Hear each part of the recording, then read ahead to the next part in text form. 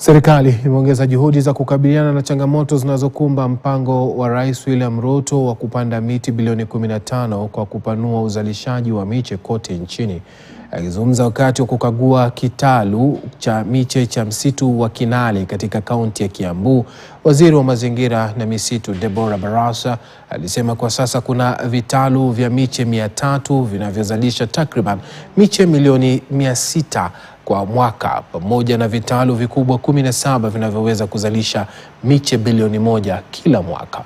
Waziri Barasa alibainisha kuwa kitalu cha Kinale chenye ukubwa wa ekari 8 kinatarajiwa kuzalisha miche milioni 8 kwa mwaka, ikiwemo miche ya miti ya asili na ya kigeni, huku kikichangia uhifadhi wa mazingira na kukabiliana na athari za mabadiliko ya tabia nchi. Wakazi wa eneo hilo wamepongeza mradi huo, wakisema umeleta ajira na fursa za kipato kwao. Kama watu wa hii community tumesaidika juu hatukuwa job. Sasa tumepata kazi na tunashukuru sana, ili hii kazi iendelee.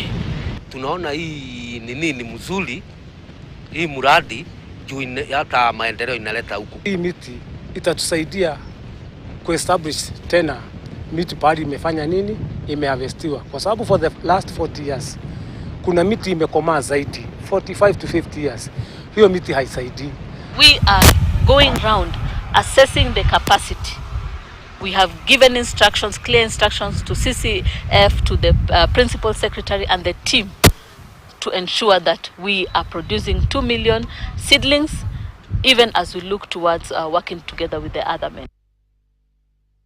Na bila shaka na taarifa hiyo ya upanzi wa miche katika vitalu mbalimbali ndipo napata pumziko fupi. Nikirudi tutakuja kuingia studioni kuangazia mirindimo ya siasa, ambapo tutakuwa tunazungumzia masuala ya siasa ambazo zimejiri jana, wikendi zote tutakuwa tunazidadavua hapa katika KTN. Usende mbali.